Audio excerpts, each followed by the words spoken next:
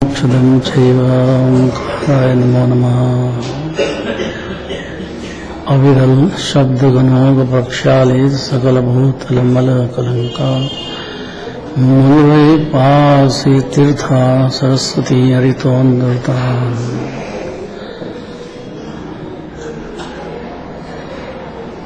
अज्ञानतिमिरान्धनां ज्ञानाञ्जनशलाकया चक्षुरं येन येन तस्मै श्रीगुरुवे नमः। परमपराचार्यगुरुवे मंगलम भगवान वीरो मंगलम गौतमो गणी मंगलम कुंदकुंदार्यो जयेन्द्रमोस्तु मंगलम। नमः समय साराय स्वानुभूत्या चकासुते चित्स्वभावाय भावाय सर्वभावान्तरचते।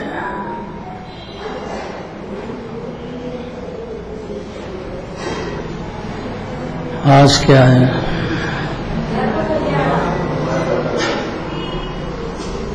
किनका गर्भ कल्याण? तो गर्भ कल्याण में तभी आए हैं, अभी तो जन्म होएगा। अभी तो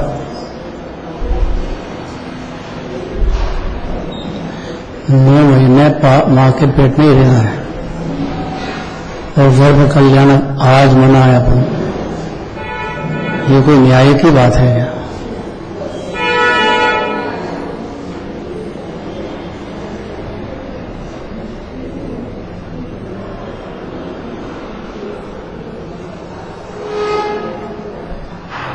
जोर से बोले तो हम भी सुने सुन।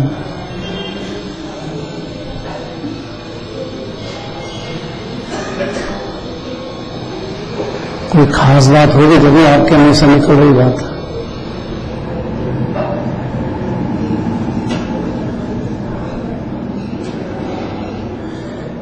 नौ महीने माँ के पेट में रहेंगे।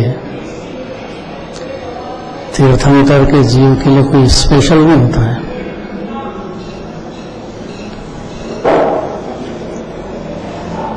तो गर्भ में आए ना धर्मनाथ भगवान के दिन आज, तो आज कल्याण क्यों मना है? जबकि जिनवाणी कह रही है कि अणुमात्र भी राग भला माने, तो अज्ञान हो जाता है। मानने से अज्ञान हो जाता है, होने से अज्ञान नहीं आता है। ये बात को सारे द्वार सामने इतना ही कहना है बस। क्या कहा राजकुमार?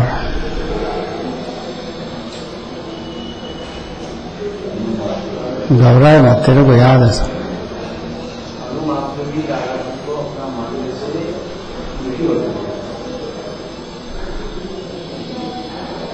बोले जा। तो अभी गर्भ में आए हैं, कितने तीर्थंकर का ब्याह शादी हुआ है, तो 5 ही तो बाल ब्रह्मचारी रहे। तो वो ज्ञानी है क्या अज्ञानी? तो वो ब्याह शादी करने से मोक्ष मार्ग बंद हो जाएगा। तो आपने तो कहा ना अनुमात भी राग भला माने, तो मिथ्या दृष्टि हो जाता है। तो हो रहा है तो भला मानते होंगे तभी तो हो रहा है। बंचो, क्या प्रश्न है?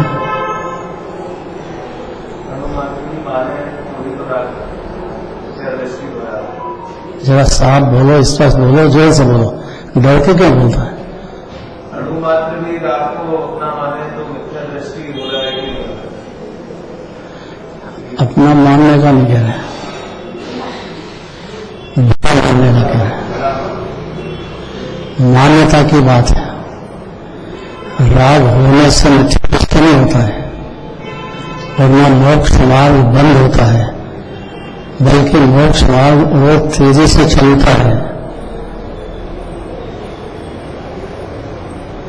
ये तो विपरीत बात हो गई। जब तीर्थंकर के जीव के लिए भी ये बात है, तो चौथे गुरुस्थान में तो जीव के राग द्वेष सभी दिखता है। अपन कोई अंधे तो है नहीं, कोई राग द्वेष नहीं दिखे उनका। और अणु मात्र को भला माने तो मिथ्या दृष्टि हो जाता है। फिर जिन्होंने इतनी तारीफ क्यों करती है, उनको मोक्ष मार्ग क्यों कहती है, मुझे अब राजकुमार बता देगा।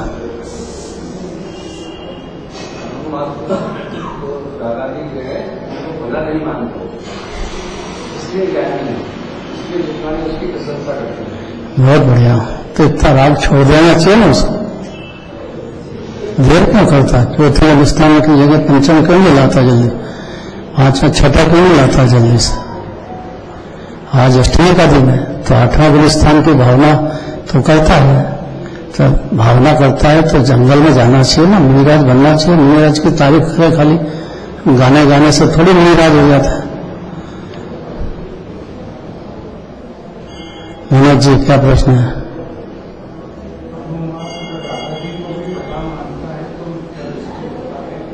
तो क्या करता है वो मोह के दो भेद क्यों करता है?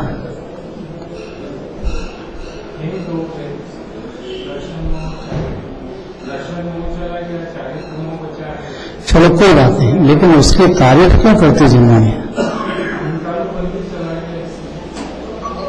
क्या बोले? ये क्या होता है बताने बंदे?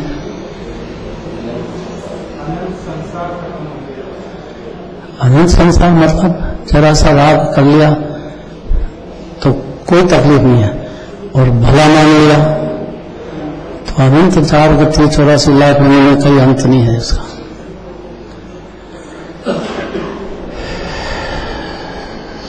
अब देखो 32 नंबर यही है।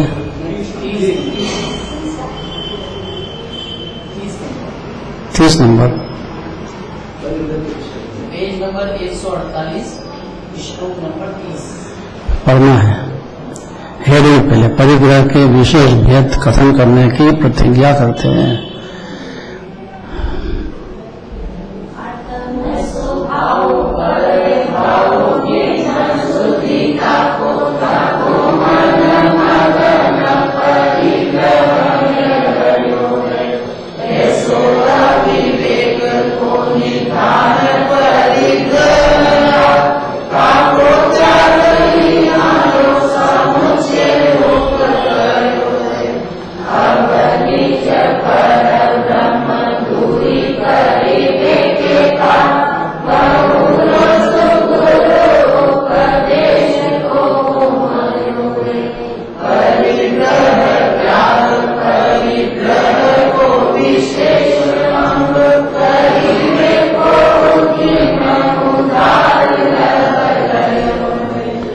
डॉक्टर साहब जिसका चित्त परिग्रह में रमता है उसे स्वभाव प्रभाव की खबर नहीं रहती। इसलिए परिग्रह का प्रेम अज्ञान का दोष ही है। उसके त्याग का यहाँ पर सामान्य रीति से समस्या रूप कथन किया है। अब श्री गुरु निज कर्म का भंग दूर करने के लिए परिग्रह त्याग और परिग्रह शेष भेद कहने को उत्साह पूर्वक सावधान हुए हैं।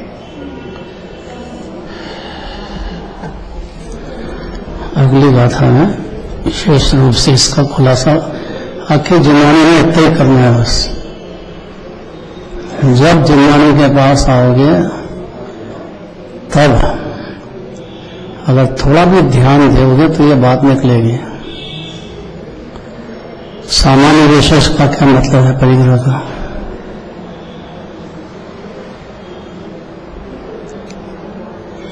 कि आत्मा है, उसने पर द्रव्य को अनादि से ग्रहण किया ही नहीं है। आत्मा है जो अंदर ज्ञान का गोला आनंद का कंद विराजता है, ऐसा जिनेन्द्र भगवान ने जीवधनी में कहा है।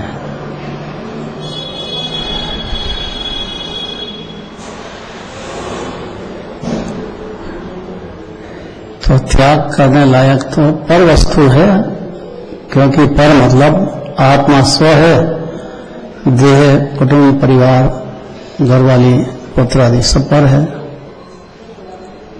ऐसा भेद ज्ञान होते से ही ज्ञान ज्योति प्रकट हो जाती है। जीव के अनादि का अंधकार में भटकता था,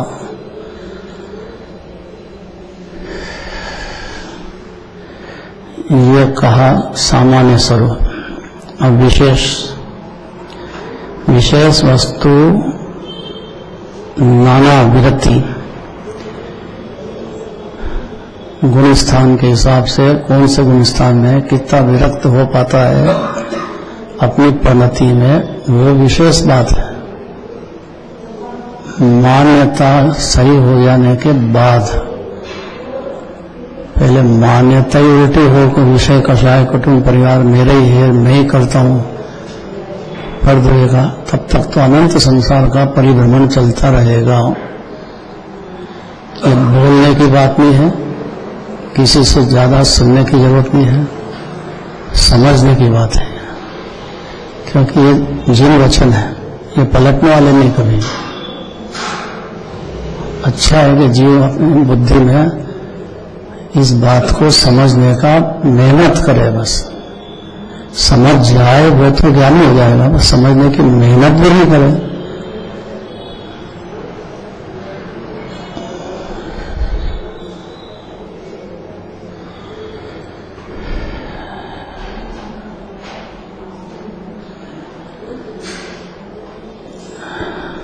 तो मिथ्यात्व, ये परिग्रह, फिर साथ में राग और द्वेष जितना होता है वो भी परिग्रह। ऐसे 14 अंतिम परिग्रह है।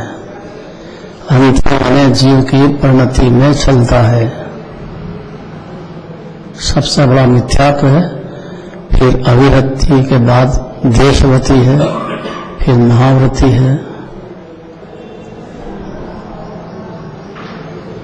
और फिर भावलिंगी संत हो जाए, उनको भी जो भगवान के प्रति प्रेम हो जाता है, भक्ति होती है, श्वास रचने का भाव होता है, वो भी परिग्रह है।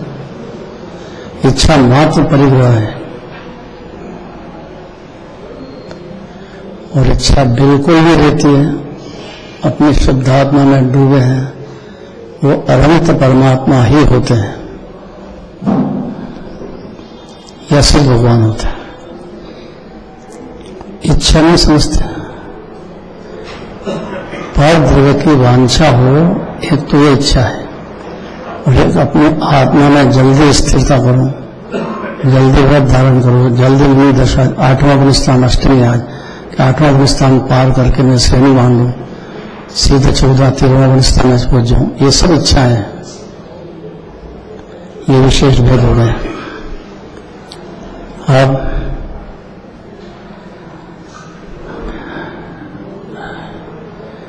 भावार्थ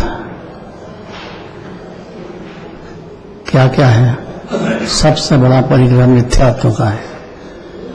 इससे बड़ा कोई परिग्रह जगत में 3 लोक में नहीं है,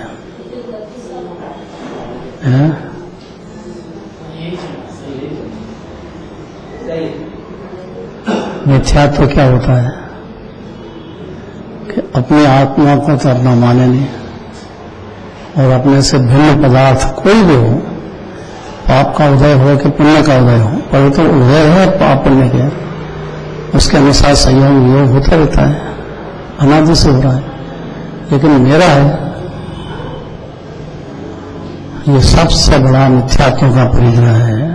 ये है ही नहीं, मानता है बस, और इसलिए फिर राग द्वेष होते हैं। ये भी परिग्रह अपना मान के होते हैं, वहां तक अज्ञानी है। अपना नहीं मान के हो तो ज्ञानी है, लेकिन वो गुण स्थिति के हिसाब से धीरे धीरे छूटेगा। सब कोई को जल्दी हो जाए, कोई को देर हो जाए। मुनिराज बनने की भावना तो हर दिगंबर जीनी को होगी ही, नहीं तो जीनी नहीं है। उसको ये नहीं मालूम कि भावलिंगी संत किसको कहते हैं, मुनिराज किसको कहते हैं। चाहे जिधर हाथ जोड़ दो, सिर झुकाना नहीं वीतरागी के सिवाय, भले कोई भी हो।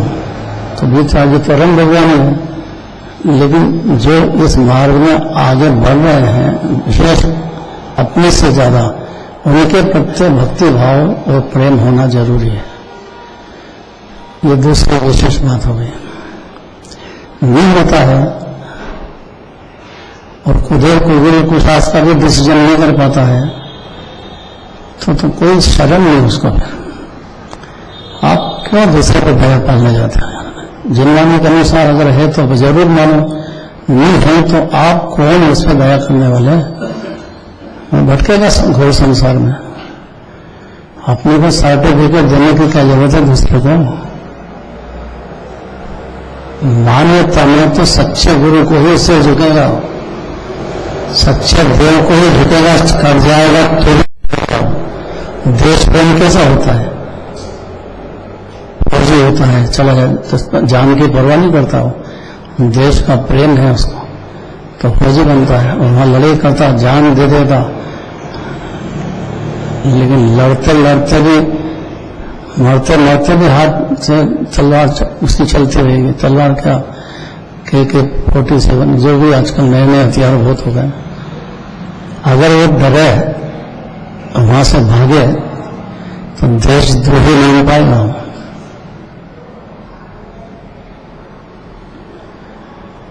इसलिए सबसे बड़ा तो मिथ्यात्व है। फिर जो रागद्वेष आदि 14 अंतरंग परिग्रह, अंतरंग में परिणति में चलते हैं, सबसे बड़ा मिथ्यात्व है। उसके बाद जो साथ में मिथ्यात्व सहित, वो तो सब मिथ्यात्व ही पुष्ट करने वाले हैं। लेकिन मिथ्यात्व जाने के बाद जो रागद्वेष होते हैं, परिवार का हो कि देव शास्त्र का हो, यह अंतरंग परिग्रह है। और धानादि ये 10 प्रकार का जो परिग्रह है, इन सबका त्याग ये सामान्य त्याग है, अर्थात श्रद्धा में त्याग हो गया। और बाकी भी जो जितना बाहर से अच्छी बात है, लेकिन मिथ्यात्व का त्याग, ये क्या होता है? खाली अपनी मान्यता का संयोग को संयोग माने, रागद्वेष को रागद्वेष माने, उसका प्रेम छोड़ दे बस। प्रेम माने रुचि तोड़ दे, कब्जा बंद कर दे बस अंदर ही अंदर, तो मिथ्यात्व का त्याग होगा। और अगर मिथ्यात्व में कब्जे रखा है उसने, तो अनंत कोई बचाने वाला नहीं है, जन्म मरण करता रहेगा। जो समझ में आ रही है कि कठिन पड़ रही है? क्या आ रही है डॉक्टर नहीं भाई?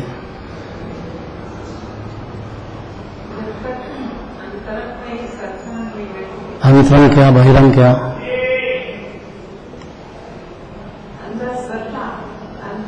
अंदर क्या होता है?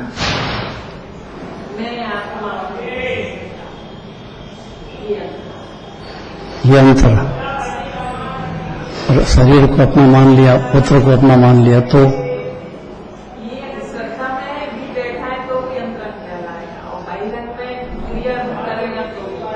बहुत बढ़िया बात है। इसका विस्तार सारी जिनवाणी में करेंगे। और उसका क्रम यह है कि पहले मिथ्यात्व हो जाएगा, फिर अविरति जाने में जिंदगी लग जाए, 10 जन्म लग जाए तो लग सकते हैं, और कोई जल्दी का काम नहीं है। अतीन्द्रिय आनंद बढ़ते जाना चाहिए ना अंदर में। इतना बड़े मुनिराज जितना तब तो मुनिराज बनेंगे, कोई को दिखाने के लिए बनते हैं क्या?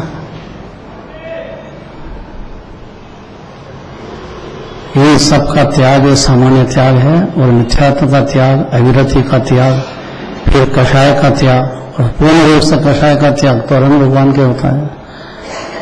ये तो बड़े बड़े शत्रु है, क्रोध मान माया लोग, बड़े बड़े सर्प है, जहरीले सर्प, ये जीव की परिणति में है। मिथ्यात्व है, इसको छाती से लगा लिया जीवन, उसका भी त्याग। कुकथा का त्याग, स्त्री कथा, चोर कथा, देश कथा और परिग्रह की कथा, ये सब अंदर में भी कथा है। भावलिंगी संत को भी होती है, लेकिन श्रद्धा में जितना बने उतना त्याग चारित्र में हो जाता है, बाकी तो होते हैं, क्योंकि सर्वथा त्याग हो जाए कषाय का तो अरंग भगवान है। और ये सुनना चाहिए बात, ये तो अरंग भगवान कोई नहीं जानता है।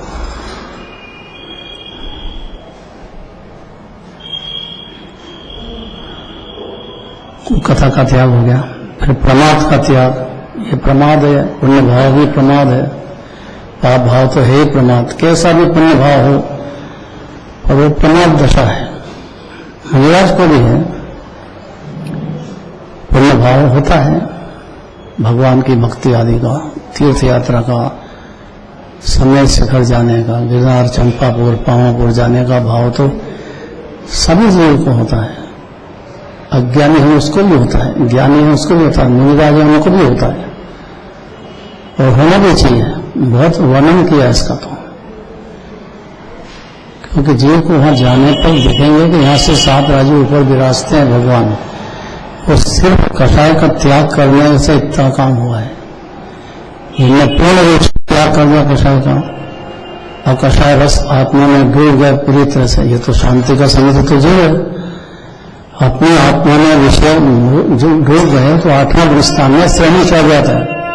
श्रेणी में सीधे चढ़े और सीधे भगवान के दर्शन हुए। ऐसा निज आत्मा की पूरी रूप से दर्शन पूर्ण परिपूर्ण। सोमवार की बात है, रात्रि को तत्व चर्चा होती थी, तो जो शास्त्र सुनते हैं, बड़े ध्यान से प्रवचन सुनते हैं, उनके बहुत सारे प्रश्न होते हैं, होना भी चाहिए, और कौन समाधान करे? तो गुरुदेव के पास बैठ जाते थे शाम को, रात्रि को, उनसे प्रश्न करते थे। आत्मा के 47 शक्ति बताई है ना, और फिर कहते हैं कि अनंत गुण है, तो 47 से क्यों बताई? अनंत बताना चाहिए ना। क्या प्रश्न होना चाहिए? जब अनंत भगवान अनंत गुण बता रहे हैं देवधनी में, तो 47 में क्यों अटका दिया कुलगंगाचार्य ने? है क्या? हाँ, अमृत चंद्राचार्य कहोगे कुलगंगाचार्य, अमृत चंद्राचार्य से अलग बोलेंगे क्या? अमृत चंद्राचार्य कुलगंगाचार्य के शिष्य थे, तो वो उनसे विरुद्ध बोल सकते हैं क्या? तो भगवान तो अनंत गुण कह रहे हैं, आप 47 शक्ति क्यों कहते हो खाली? ऐसा प्रश्न उठाया।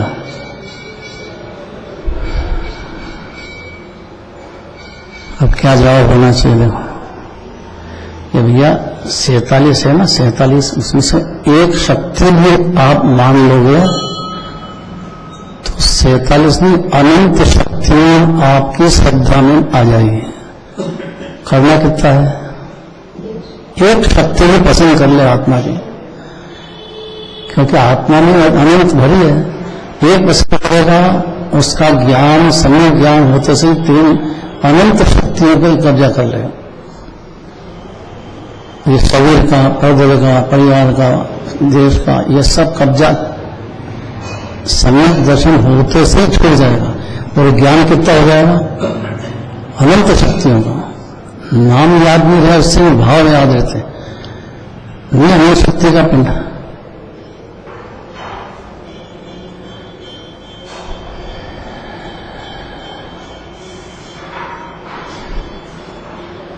अभक्ष का त्याग, अन्याय का त्याग, ये बहुत जरूरी है सब। अन्याय उसके हाथ से भी नहीं होगा जगत में, दूसरा पैसा दाग ले, बेल बन के अगले जन्म में देना पड़ेगा। नियत जैसी बरकत, नियत अच्छी होना चाहिए ना जीव की।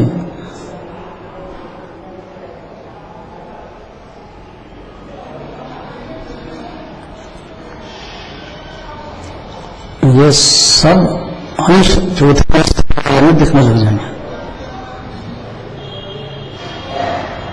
ज्यादा दिग्विजय विराग में दिखेंगे और अनंत अरुण भगवान में दिखेंगे। कौन शत्रु निकला? अपनी परिणति में जो कषाय भाव चलते हैं वो शत्रु है। मान कषाय, लोभ कषाय, यही शत्रु है। इसी के निमित्त में कर्म बनते हैं। इसी का हृदय में 84 लाख नहीं भटकता है। जनराज का ऐसा कहना है, इसलिए इस बात को अंदर समझना चाहिए। अपनी जो कषाय है उसका पक्ष छोड़ दो, उसका पक्ष करेगा अंदर की कषायों का, वो मिथ्यात्व हो जाता है। कितने छूट दे रहे हैं, खूब कषाय कर लो।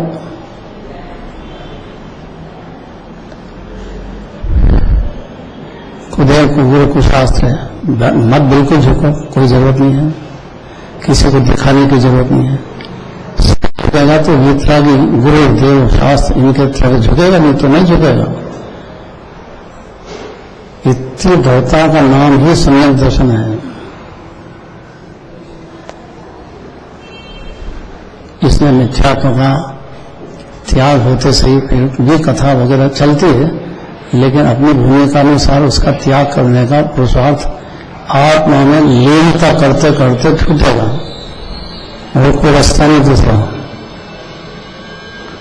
शुरुआत होती है चौथे स्थान से, लेकिन अब लीनता बढ़ना चाहिए ना अंदर, तो उसका प्रयत्न तो खूब रहता है, लेकिन चारित्र में कोई छोटा मत समझो। मिथ्यात्व से भी अनंत पुरुषार्थ चारित्र में तोड़ने में है। ईमानदार होना चाहिए जीव को। कथा ये सब त्याग, अन्याय का त्याग, कोई भी ज्ञान होगा अन्याय नहीं करेगा। हो जाता है तो उसको भला तो बिल्कुल नहीं मानेगा और खेद करेगा। मुनिराज हैं, वो भी उनकी परिणति में जो दोष चलते हैं उसका आचार्य परमात्मा के पास वर्णन करते हैं कि मेरे इतने दोष हो गए, और वो जो दंड देते हैं उसको फॉलो करते हैं। ये बुद्धि समझ लो बस गुणस्थान के हिसाब से। अपनी कषाय का पक्ष करें, इसीलिए तो 84 लाख में भटकता है। जो आलोचना पाठ पढ़ना चाहिए। सुनिए जिन अरज हमारी, बोलना थोड़ा तो याद होगा सब।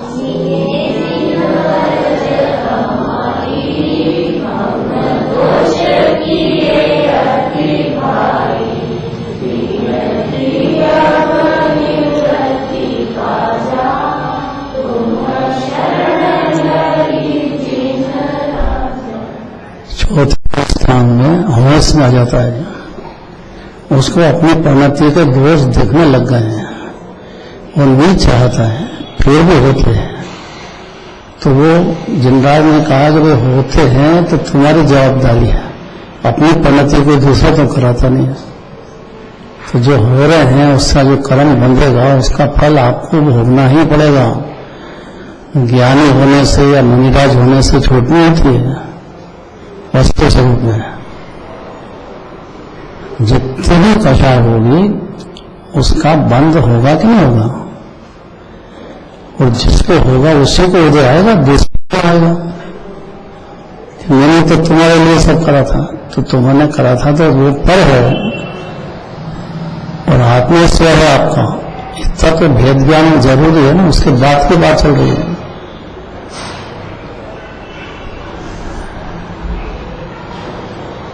अन्याय का त्याग बहुत बड़ी बात है।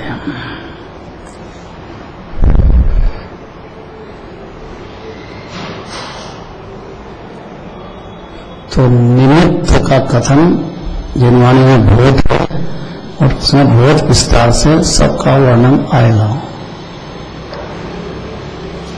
बस खाली अनुमात्र भी राग को भला मानने से मिथ्या दृष्टि होता है, होने से नहीं होता है।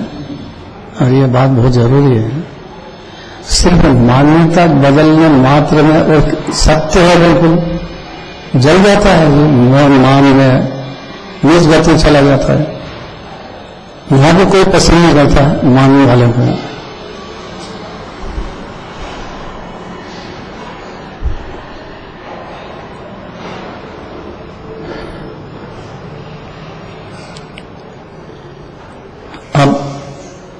बढ़िया प्रश्न है, जोरदार, जो सबका प्रश्न होना चाहिए और बहुत समाधान जिनवाने से लेना चाहिए। क्या परिग्रह में रहते भी ज्ञानी जीव निष्परिग्रही है? ये बहुत जरूरी प्रश्न है, ये फंडामेंटल प्रश्न है। ये अज्ञानी माने राग का और कषाय का पक्ष, अन्याय का पक्ष। ज्ञानी माने हो तो रहा है उसकी परिणति, लेकिन पक्ष छूट गया है। इतना में मोक्ष हो गया अंदर ही अंदर फल हो गया।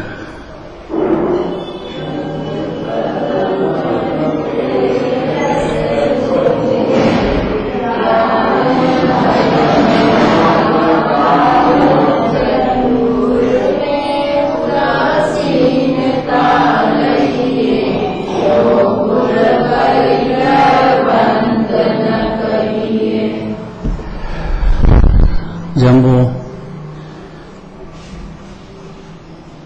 ज्ञानी जीव पूर्ववर्त कर्म के उदय से सुख दुख दोनों होते हैं, पर वे उनमें समता, उन्हें वे ममता और राग द्वेष नहीं करते।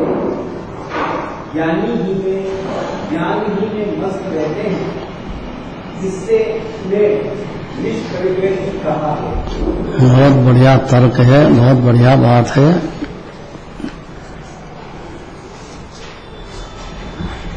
क्यों कहा है? सामने परिग्रह दिखता है, अब करें क्या? पुण्य भाव होगा भगवान की भक्ति का, पूजन का, सांस थमने का, तो पुण्य तो बंधेगा और उसका उदय आएगा। तो बड़े बड़े परिग्रह होते हैं ज्ञानी, 6 खंड का राज, फिर भी तृप्ति नहीं होती, और चाहिए। गजब है ना बात, कितनी तृष्णा, और फिर भी ज्ञानी। भरत जी घर में वैराग, अब कैसा माने के घर में वैराग? 96,000 स्त्रियां रखे और इतना बड़ा राज्य संभाले, और घर में वैराग्य कैसे संभव है? अब ये तो आगे का। परिग्रह में रहते भी ज्ञानी जीवों को निष्परिग्रही क्यों कहा? हम भी अंधे नहीं है, हमको भी दिखता है कितना कितना परिग्रह है।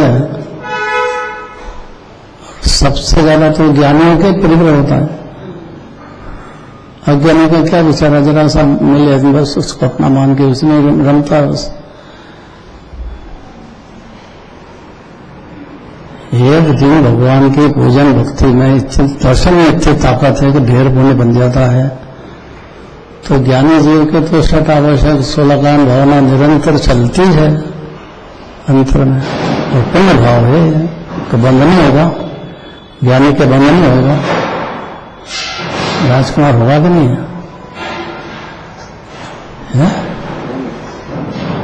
कैसी बात करता है? मुनिराज की हो रहा है तो कैसी बात करता है? नहीं होता है तो अनंत भगवान है। 3 लोग देख रहे हैं, 3 काल जान रहे हैं, 100 को जान रहे हैं, पर को जान रहे हैं, लेकिन उनके कोई राग तो है नहीं। तो अनुमात्र भी राग हो जब तक तो परिग्रह है कि नहीं है? थे ना, बुद्धि नहीं थी, बिना सोचे समझे जवाब दे दिया।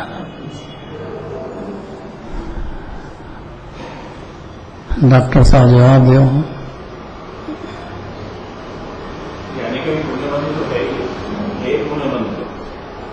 हाँ, ये पुण्य बन तो भले हो, उदय आया है, उसमें भी राग कितना होता है?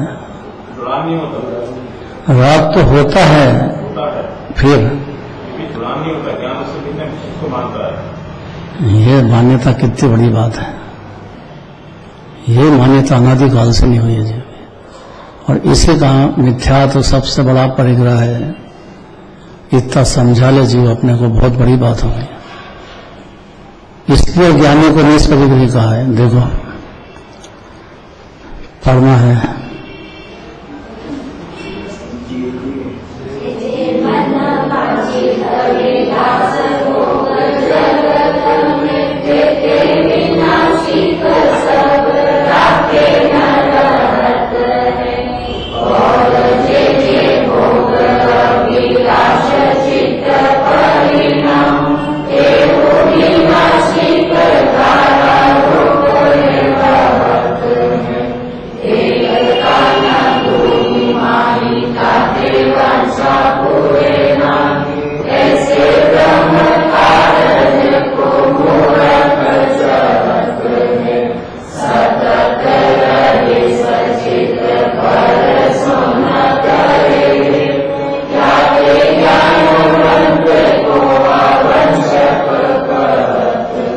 गजब कर दिया है, गजब करा है। थोड़ा पढ़ना है, किससे कहें, जिसका भी नाम लेंगे दूसरे नाराज होते हैं। इधर नंबर है कि इधर नंबर है? इधर ही है। चलो बहुरा में पढ़ो। संसार की मनवांछित भोग विलासी सामग्री अधीर है। वे अनेक चेष्टाएं करने पर भी स्थिर नहीं रहते। इसी प्रकार विषय अभिलाषाओं के भाव भी अनित्य हैं। भोग और भोग की इच्छाएं, इन दोनों में एकता नहीं है और नाशवान है। इससे ज्ञानियों को भोग की अभिलाषा ही नहीं भोगों की, भोग क्यों करते हो उसको? भोगों की अभिलाषा ही नहीं उपजती। ऐसे भ्रमपूर्ण कार्यों को तो मूर्ख ही चाहते हैं। ज्ञानी लोग तो सदा सावधान रहते हैं, पर पदार्थों से अनुराग नहीं करते। इससे ज्ञानियों को निर्वांछित ही कहा है। बहुत बढ़िया बात है, बहुत ही बढ़िया बात है। टाइम बुरा हो गया है, अब क्या करें, कल चलेगा।